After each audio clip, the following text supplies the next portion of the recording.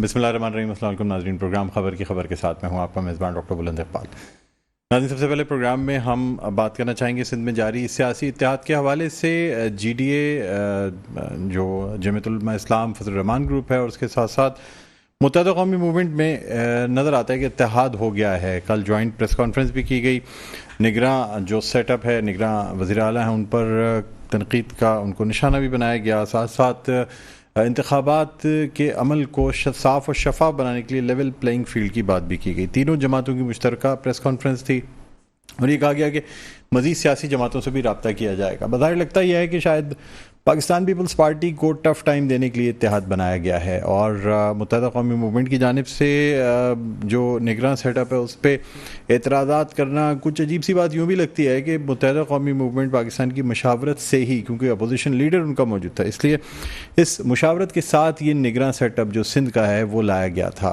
तो बहरहाल उसमें और भी बहुत सी बातें की गई, जिसमें सिंध के इलेक्शन कमीशन जो चीफ इलेक्शन कमिश्नर हैं उनको तब्दील करने की बात की गई और निगरान वज़ीर आला या वज़ीर आला हाउस को पीपल्स पार्टी के सेक्रेटेरिएट से तशबीह दी गई। बहरहाल नाज़रीन, बात करना चाहेंगे, इस वक्त हमारे साथ मौजूद हैं सफदर अब्बासी साहब, रहनुमा है, सीनियर रहनुमा है GDA के। हमको खुशामदीद कहते हैं प्रोग्राम में। अस्सलाम वालेकुम। जी, अल्लाह का करम, बहुत शुक्रिया सर प्रोग्राम के लिए वक्त निकाला। सफदर अब्बासी साहब, मुझे बताइएगा सर कि ये जो इत्तेहाद है, वैसे तो आप पाकिस्तान तहरीक इंसाफ की हुकूमत में भी मुत्तहदा कौमी मूवमेंट के साथ इत्तेहाद में रहे और अपोजिशन लीडर की जब बात आई उस वक्त भी मुत्तहदा कौमी मूवमेंट को जो है वो मौका इसीलिए दिया गया, एक बाकायदा रजामंदी के तहत आपकी और उनके साथ अच्छी यानी एक मशावरत थी, एक अच्छा इत्तेहाद था। उसके बाद भी उनकी मशावरत से जो वज़ीर आला आए उस पर आप कहते हैं कि जी आपको बहुत शदीद तहफ़्फ़ुज़ात हैं। मुत्तहदा कौमी मूवमेंट भी तहफ़्फ़ुज़ात का इज़हार करती है, जबकि उन्होंने खुद रजामंदी ज़ाहिर की थी इस नाम पर। देखिए, जिसमें कोई शक नहीं है। मैं जब ये बल्कि यही हम बावर कराना चाह रहे थे, कल की जो प्रेस कॉन्फ्रेंस थी उसमें हमारे चीफ मिनिस्टर साहब को कि जी आप पीपल्स पार्टी की वजह से आप नहीं वज़ीर आला बने, लेकिन जब हमने कंसेंट दिया, हमारी अपोजिशन लीडर ने, मोहतरमा राना साहिबा ने, जो MKM की तरफ से अपोजिशन लीडर थी, इससे हमारी मुशावरत थी और अपोजिशन ने जॉइंट टीम्स दिए थे। तो जब ये फैसला हुआ तो हम यही उनको बावर कराना चाहते हैं कि आप पीपल्स पार्टी के नॉमिनेटेड वज़ीर आला नहीं, बल्कि अपोजिशन की कंसेंट के बाद आपको बनाया गया। अगर अपोजिशन कंसेंट ना देती तो फिर आप चीफ मिनिस्टर नहीं बन सकते थे, फिर ये मामला जाता इलेक्शन कमीशन की तरफ जो है ना, या पार्लियामेंट्री कमेटी की तरफ। तो हम यही कहना चाह रहे थे कि जी इसके बावजूद कि हमने आपको सपोर्ट किया, लेकिन जो अमली तौर पर जो हम देख रहे हैं और खास तौर पर वज़ीर आला हाउस के अंदर जो भी ट्रांसफर जो पोस्टिंग हुई हैं उनके ऊपर हमारे शदीद तवक्कुआत हैं। इसी चीज का हमने इजहार किया और बावर कराने की कोशिश की चीफ मिनिस्टर साहब की, जो कि नेक नाम शख्सियत है माशाल्लाह। उनकी जज की एक बड़ी रेपुटेशन रही है। वो जो है ना अपना chief justice Sindh high court रहे, सुप्रीम कोर्ट की अपने जज रहे, तो वो उस रेपुटेशन को बरकरार रखते हुए वही हम उनसे कहना चाह रहे थे कि उसको बरकरार रखते हुए और एक लेवल प्लेइंग फील्ड और एक ऐसे ऑफिसर्स को पोस्ट करें जो कि न्यूट्रल हो, जो कि एक फेयर एंड फ्री इलेक्शन की तरफ जा सके। बाकी ये कि हमने यही कहा कि जी हम तो नाम भी ले सकते हैं, लेकिन हम नहीं चाह रहे थे कि हम बदमज़गी पैदा करें, इसलिए हमने यही बात की उनसे कि जी आप खुद देखें कि जो लोग ऐसे हैं, और खासतौर पर जो डिस्ट्रिक्ट के अंदर भी मुख्तलिफ रेवेन्यू के जो ऑफिसर्स हैं, DSPs हैं, SPs हैं, DCs हैं, उन पर आप नजर करें और जो फेयर और न्यूट्रल ऑफिसर्स हैं उनको आप लगाएं। और हम तो ये भी कह रहे हैं कि अच्छा सर, लेकिन सफदर अब्बासी साहब, जो बात की गई कि वज़ीर आला हाउस का जो अमला है वो पुराना अमला है, जो मुराद अली शाह के साथ होता था वो अमला रखा हुआ है। सर देखिए, जो फैसले होते हैं वो तो वज़ीर आला ने करने हैं या वज़ीर आला हाउस के अमले ने करने? नहीं, कहने का मकसद है तो हम तो यही आगे हम कर रहे हैं कि जी वो लोग इंटरफेयर कर रहे हैं सारे प्रोसेस के अंदर। आपके ख्याल में जो अहम फैसले हैं उनमें भी वो इंटरफेयर कर रहे हैं, जो अमला है करें। और चीफ मैं वही तो कह रहा हूँ कि चीफ मिनिस्टर साहब जाहिर है अपनी मुशावरत से चलेंगे ना अपने अमले की, अपने तौर पर जिन्होंने फैसले करेंगे। तो यही तो है। और इसी की वजह से अगर आपका शिकवा यानी आपका गिला जो है वो वज़ीर आला, निगरान वज़ीर आला से नहीं, उनके अमले से है कि उनको अपना अमला तब्दील करना चाहिए। नहीं, हम ये कह रहे हैं कि जी उन्होंने जो अमला मुकर्रर किया उनसे गिला है हमारा, कि उन्होंने जो अमला मुकर्रर किया वो वन साइडेड है। हमारा उनसे गिला, हमारे क्यों अमले से गिला होगा जी? अपना हमारा उनसे गिला कि आपने जो अमला मुकर्रर किया है वो बिल्कुल वन साइडेड है। इनमें तो कई लोग हैं जिन्होंने प्री बार्गेन की हुई है, जिनके बारे में सुप्रीम कोर्ट की डिसीजन है कि जी इनको आपने कोई पोस्टिंग नहीं देनी, उसके बावजूद भी आप उनको पोस्टिंग दे के बैठे। मैंने इस वक्त बदमजगी को नहीं बढ़ाना चाहता, मैं किसका नाम नहीं लेना चाहता, लेकिन आइंदा अगर मामला इससे रहे तो मैं एक नाम लेकर बताएंगे कि कौन बंदा कहाँ से हो, किससे आया हो, किसकी रिकमेंडेशन में बैठा। आपने बल्दियाती जो मुंतखब नुमाइंदे हैं उनकी भी मुअत्तली की बात की है कि उनको मुअत्तल किया जाए। बिल्कुल हम समझते हैं कि जी जो भी ये बल्दियाती इलेक्शन हुए ये वो बिल्कुल जो है ना एक जानिबदाराना इलेक्शन था, जिसके अंदर पीपल्स पार्टी की गवर्नमेंट ने हर जिले के अंदर जो है धांधली करके अपने जो है लोग मुंतखब कराया। और वो साफ नजर आया जब बिलावल साहब ने उनकी मीटिंग बुलाई है, कि बिलावल साहब चेयरमैन पीपल्स पार्टी उनको बुला के बैठा के अपने साथ मीटिंग करके और उनको कहते हैं कि जी आप जाके जो है ना एक यानी पार्टी की राह हमवार करें, तो इसका मतलब है कि वो लोग न्यूट्रल नहीं है। इसलिए हमने ये डिमांड की है कि जी उनको सस्पेंड किया जाए। और हम ये समझते हैं कि ये जो प्रोविंशियल इलेक्शन कमिश्नर है, ये सारे जो है धांधली का जो अमल था लोकल बॉडीज का, उसके अंदर वो शामिल रहे हैं। और हम समझते हैं कि उनको निकालना चाहिए। हमने चीज अपनी मीटिंग में चीफ इलेक्शन कमिश्नर साहब को भी ये बात कही थी कि जी जब तक आप सिंध में अपने प्रोविंशियल इलेक्शन कमिश्नर को चेंज नहीं करते, हम नहीं समझते कि वहां पे जो है ना कोई फ्री एंड फेयर इलेक्शन हो। अच्छा सर, मुझे ये भी बताइएगा कि मुत्तहिदा कौमी मूवमेंट आपके साथ है। मुत्तहिदा कौमी मूवमेंट ने बल्दियाती इंतखाबात में दस्तबरदारी का उससे ऐलान किया और इलेक्शन का एक तरीके से बाइकआउट कह लें, दस्तबरदारी का बाइकआउट भी नहीं किया उन्होंने, दस्तबरदारी का ऐलान किया और बाद में भी किसी तहफ़्फ़ुज़ का इजहार या कुछ नहीं किया। मुत्तहिदा कौमी मूवमेंट जो है वो यानी एक तरीके से इलेक्शन प्रोसेस से अलग हो गई और वो अपनी हल्का बंदियों और इन तमाम चीज़ों में फ़ाइट करते रहे। इलेक्शन के हवाले से उन्होंने कोई वाज़ेह तौर पे एहतजाज या कोई तहफ़्फ़ुज़ात का इजहार नहीं किया। अब सर वो कैसे आपके साथ बल्दियाती इलेक्शंस की यानी इस प्रोसेस को दोबारा करने की या उन बल्दियाती नुमाइंदों की मुअत्तली की बात मुत्तहिदा कैसे आपके साथ कर सकती है सर? वो तो पार्सल रही है इन तमाम चीज़ों का। ये सवाल तो आपको मुत्तहिदा की क़यादत से पूछना चाहिए सर। लेकिन जब आप लोग सुने आप उनसे कर सकते हैं ना कि जी उन्होंने क्यों इतना किया, लेकिन हम समझते हैं कि एक मुनासिब डिमांड है ये कि जी आप जो इलेक्शन की हद तक जो है ना आप इनको मुअत्तल करें, क्योंकि ये लोग इंटरफेयर कर रहे हैं सारे इलेक्टोरल प्रोसेस में।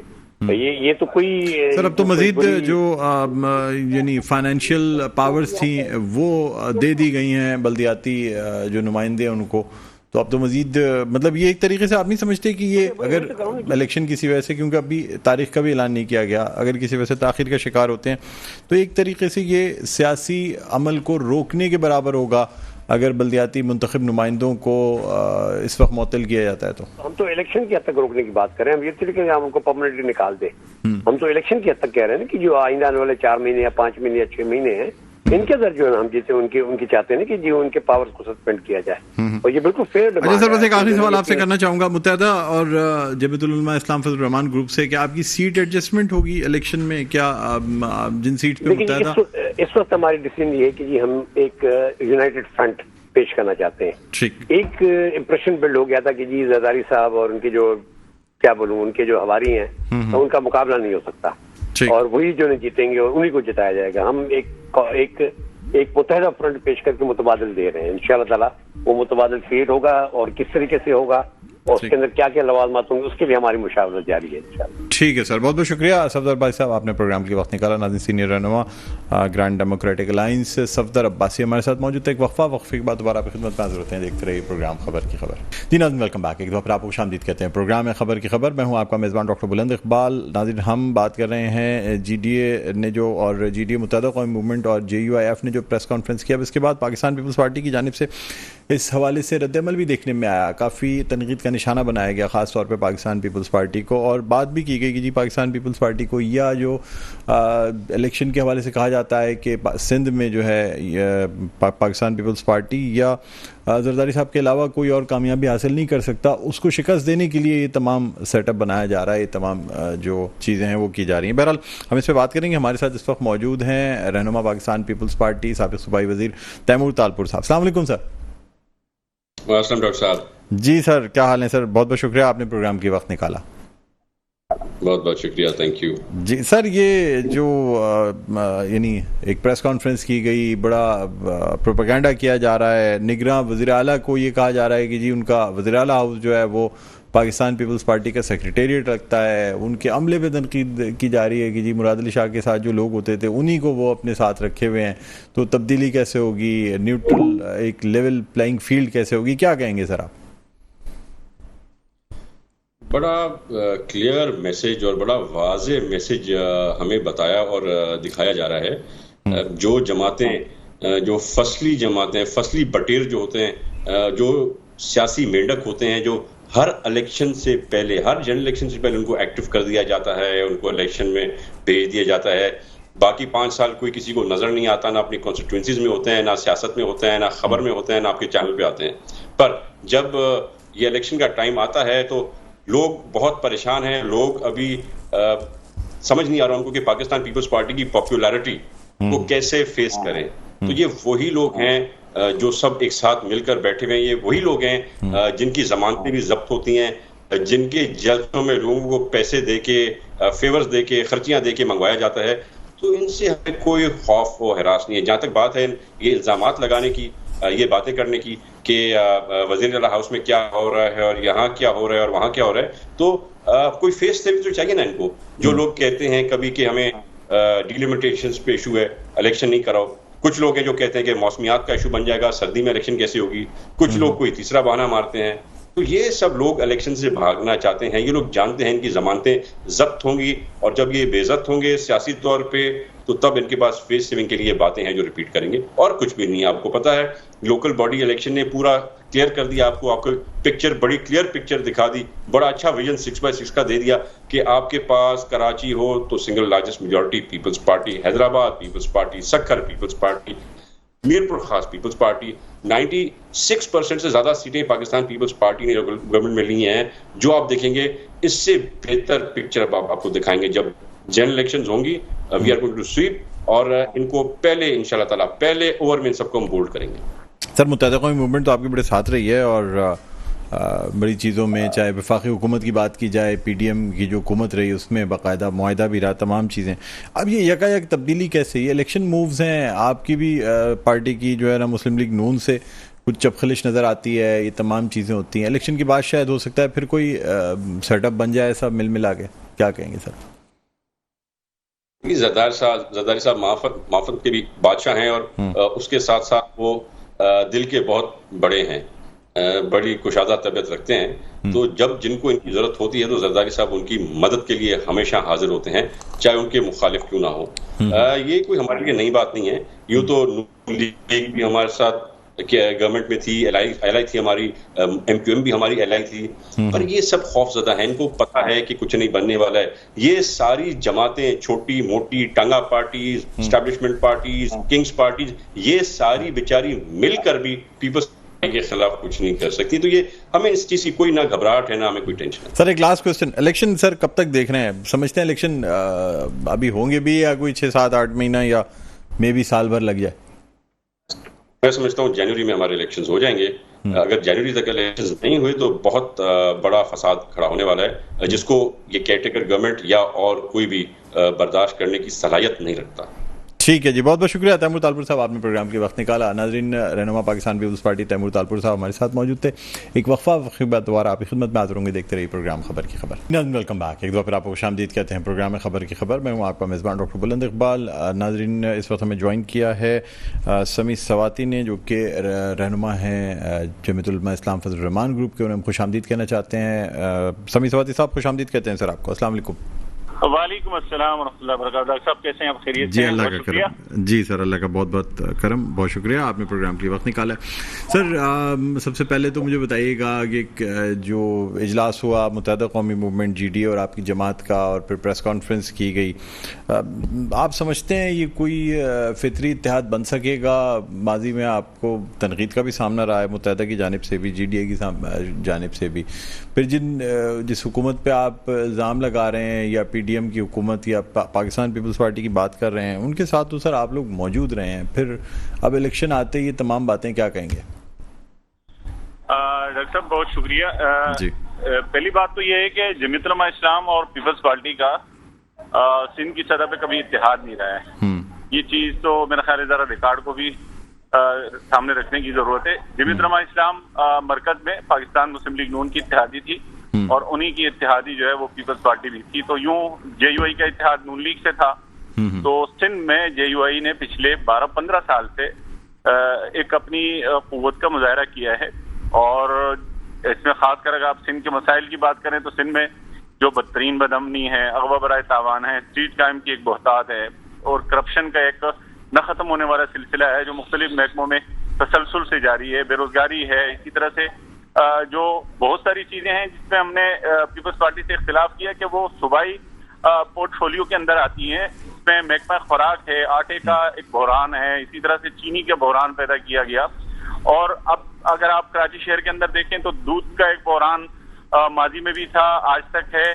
और साथ ही साथ सिंध के वसाइल हैं, जजायर हैं जिसकी खरीदो फरोख्त की बात की गई, कारोंजर झील की फरोख्त की बात की गई, मुख्तलिफ जो है वो बैरिया टाउन को मतलब लादादात हजारों एकड़ की जमीन जो है वो इसी तरह से बेनामी उनको जो है वो कोड़ियों के भाव सरकारी जमीनें दे दी गई। और आज भी अगर हम बात करें पिछले 15 साल से जो पीपल्स पार्टी यहाँ बरसर इक़्तिदार है तो 60 लाख से ज्यादा बच्चे आज भी स्कूलों से बाहर हैं।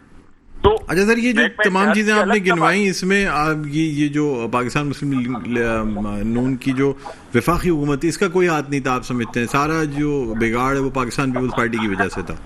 देखिए, मुस्लिम लीग नून की हुकूमत कितना अर्सा रही है, हम 15 महीनों का तो हिसाब नहीं कर रहे हैं, हम 15 सालों की बात कर रहे हैं। ठीक है, जेयूआई सिंध में अगर स्ट्रगल कर रही है, पिछले 15 साल के स्ट्रगल की हमारी बातचीत हो रही है और हमने कराची से लेके कश्मोर, कनकोट कश्मोर तक के लिए आवाज उठाई है। अगर आप कराची से लेके कश्मोर तक देखें तो जेयूआई लाड़काना में बिलावल भुट्टो जरदारी के मुकाबले में हमारे जो उम्मीदवार थे सूबाई नाजिम सूबाई सेक्रेटरी जनरल मौलाना राशिद महमूद सोमरो साहब, वो वहां से 58,000 वोट उठाते हैं और तीसरे दिन लाड़काना के रिजल्ट का ऐलान होता है। गड़ी खुदा बख्श जेयूआई स्वीप करती है जेयूआई का जो इत्तेहाद था। इसी तरह से लियारी की अगर आप बात करें, कराची लियारी के अंदर बिलावल भुट्टो साहब के मुकाबले में जेयूआई 37,000 वोट उठाती है। घोटकी के हलकों पे, कनकोट कश्मोर में और इसी तरह से कंबर शहदाद कोट के अंदर और इसी तरह कराची के। लेकिन उन इलेक्शंस को तो आप ठीक मानते ही नहीं ना, 2018 के इलेक्शंस को आप मानते हैं ठीक इलेक्शंस थे? बिल्कुल। तो हम तो नहीं मानते, हम तो कहते हैं तो कि वो सर उसमें जो आपके वोट थे वो ठीक थे, लेकिन उसके अलावा जो दूसरी पार्टियों को वोट मिले वो सही नहीं थे। तो सरकार जब मेरे हलके का तीसरे दिन रिजल्ट आएगा तो मैं उसको कैसे तस्लीम करूं? नहीं, मैंने कहा आपके जो वोट मिले वो तो ठीक थे ना, बाकी आप कहते हैं कि जो जमात। नहीं, हम ये नहीं कह रहे, मैं अपनी आपको कुव्वत बता रहा हूं कि मैं अगर जो मुझे अपनी काउंटिंग में नहीं गिन रहे और मैं वहां से 58 और 60,000 के वोट ले रहा हूं तो मैं भी एक हकीकत हूं, मुझे भी जेयूआई की सूरत में तस्लीम किया जाना चाहिए। तो जेयूआई ने जो आप जिस गैर फितरी इत्तेहाद की बात कर रहे हैं, जेयूआई ने स्टांस अगर लिया है तो सिंध के मसाइल पे लिया है। जेयूआई ने ये देखा है कि जिस हल्के में एमकेएम का वोट है, जिस हल्के में जीडीए में शामिल जमातों का वोट है, जहां जेयूआई का वोट है, वो सारा वोट तकसीम हो जाता है, निकल जाता है कोई वडेरा, कोई सरमायादार, कोई जागीरदार। जेयूआई ने ये फैसला लिया है कि तमाम जमातों को बिठाया जाए और वो हल्के का वोट जो है वो सेव किया जाए और वहां से कम ऐसी नुमाइंदगी हो जो कम से कम कल को आटे के बहरान में मुलविस ना हो, सिंध के वसाइल और जजायर की खरीदो फरोख्त। यानी सर अगर मुख्तसरन कहा जाए तो ये दरअसल जो महाज इत्तेहाद है ये पाकिस्तान पीपल्स पार्टी के खिलाफ है। दरअसल महाज पार्टियों के खिलाफ नहीं होता, अवामी मसाइल पर होता है। और अवामी मसाइल अगर आप हैदराबाद से आगे जाएंगे या हैदराबाद से कराची की तरफ आएंगे, मसाइल जू के तूम है। हमने एमकेएम को भी इस चीज पे कायल किया है कि एमकेएम अगर अलहदा सूबे की बात करती है तो जमीयत उलमा इस्लाम ने उनके सामने एक मौक़िफ़ रखा कि जब कश्मीर के सक्कर के लाड़काना, हैदराबाद, मीरपुर खास, तमाबशाह के मसाइल और कराची के मसाइल एक जैसे हैं तो फिर क्यों हम जो है इस एक नुक्ते पे नहीं आ रहे हैं, हम देही और शहरी सिंध को अलग करने की कोशिश क्यों कर रहे हैं? तो उन्होंने भी हमसे इत्तेफाक किया और बाकायदा इस चीज पर वो हमारे साथ कायल हुए हैं। एक ऐसी जमात जो एक सूबे की सियासत करती है और कौमपरस्त तंजीमें हैं, इसमें अवामी नेशनल पार्टी भी हमारे पास आने को तैयार है, मुस्लिम लीग नून भी इस अलायंस का हिस्सा बनने को तैयार है। तो इंशाल्लाह मुस्तकबिल करीब में सिंध के जो मुख्तलिफ सियासी कुव्वतें हैं वो बहुत बड़ी एक हद की सूरत में सामने आने की तैयार है इंशाल्लाह। सर कराची से आप समझते हैं कि मुत्तहदा कौमी मूवमेंट कराची की सीटों में से किसी सीट पे आपके साथ एडजस्टमेंट कर सकेगी या आप लोग एक दूसरे के खिलाफ इलेक्शन भी लड़ेंगे? देखिए, वो अगला मरहला है, उस पर हमारी जमात बैठेगी, बाकायदा एक कन्वीनिंग कमेटियां बनेंगी जो तीनों जमातों के अलहदा रिजल्ट उठा के देखेंगी। अगर जेयूआई का एक हल्के में वोट है तो फिर वो सीट जेयूआई की बनती है, अगर जीडीए का वोट है या एमकेएम का वोट है और अददी एतबार से अगर उन्होंने माजी में अच्छे वोट उन हल्कों से लिए हैं तो ये एक पॉलिसी और एक फार्मूला होता है कि जहां जो जमात अक्सरियत में होती है उस जमात की जो है तो तरफ वो सीट जाती है। तो ये कोई मुश्किल बात नहीं है।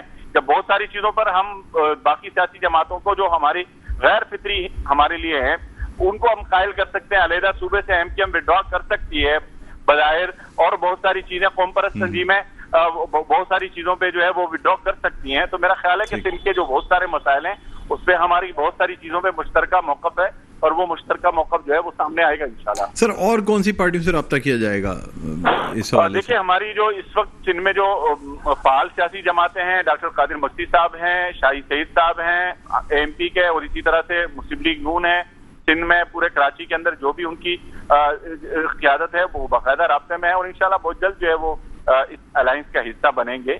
जीडीए चूंकि अलग से बाकायदा 7-8 तंजीमों का एक जो है वो मजमुआ है, जेयूआई अपनी एक पावर रखती है और इसी तरह से एमकेएम जाहिर है आज भी एक कुव्वत है शहर की, शहरी आबादियों की, देही सिंध हो चाहे शहरी सिंध हो, जहां भी हो, लेकिन बाकायदा उनकी एक पॉपुलेशन है और वो अच्छा खासा वोट बैंक रखते हैं।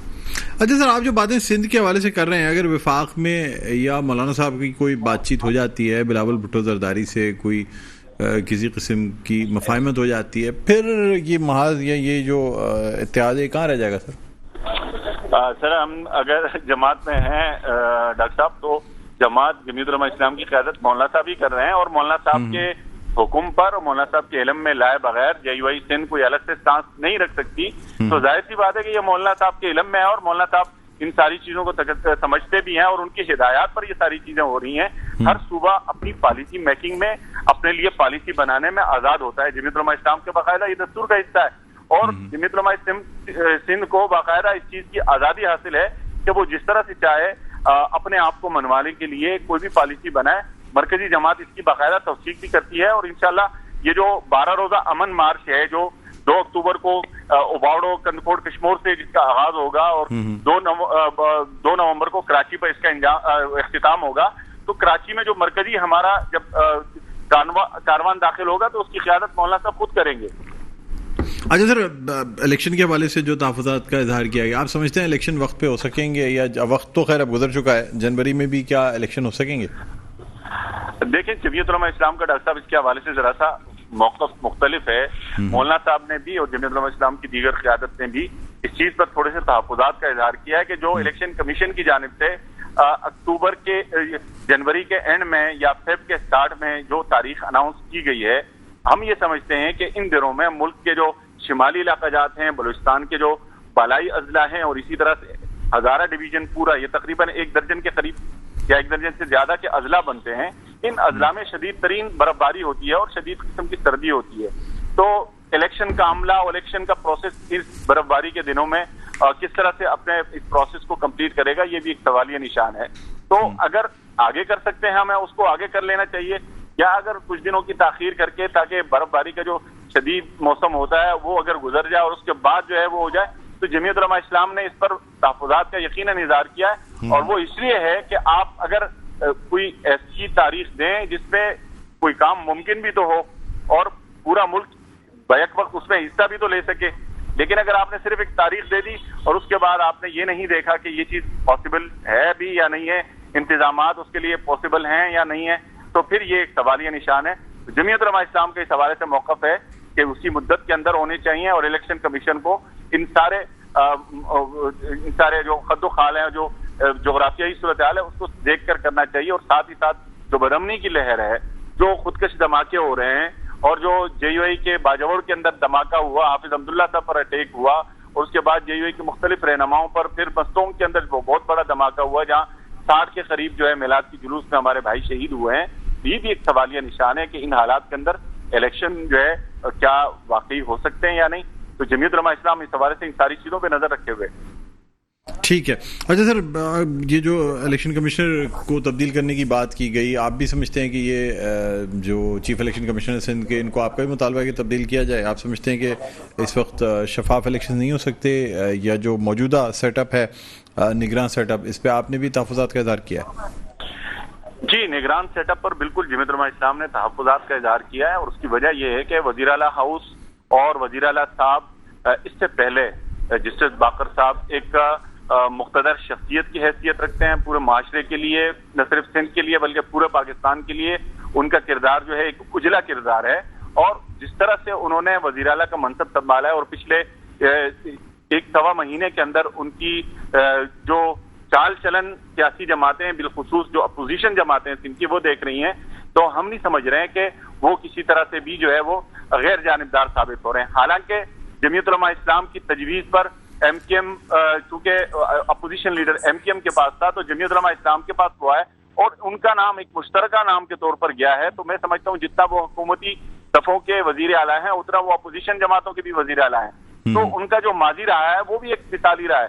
तो क्यों वो चंद महीनों के लिए आकर अगर वो उसी तरह से वजीर आला हाउस को आज भी पीपल्स पार्टी के सेक्रेटरीट में तब्दील रखेंगे, तो हम तो नहीं समझते हैं कि वो फिर उनका किरदार जो है वो उससे सवाल नहीं उठेगा। जरूर सवाल उठेगा जिस तरह से वजारत खजाना को उनसे पोर्टफोलियो वापस दिया गया, जिस तरह से आज भी पूरे सूबे के अंदर जो है वो अपनी मर्जी के SSPs और डिप्टी कमिश्नर। अच्छा सर, मुझे एक और बात बताइएगा, आपने कहा जी जो बल्दियाती नुमाइंदे हैं, मुंतखब बल्दियाती नुमाइंदे सिंध के, उनको भी मतलब प्रेस कॉन्फ्रेंस में बात की मुअत्तल कर देना चाहिए, आप समझते हैं ऐसा होना चाहिए?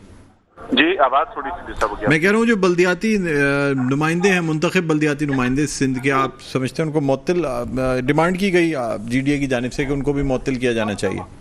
जी बिल्कुल, अगर आप बहुत सारी और चीजें निगरान अमला जो है उसको रोक सकता है, तो हम तो ये समझते हैं कि इसकी मौजूदगी में अगर कराची सिटी गवर्नमेंट काम करती रहेगी और साबिक वज़ीर आला सिंध उनके इजलासात बुलाते रहेंगे, तो ये तो गैर जानिबदारी नहीं हुई।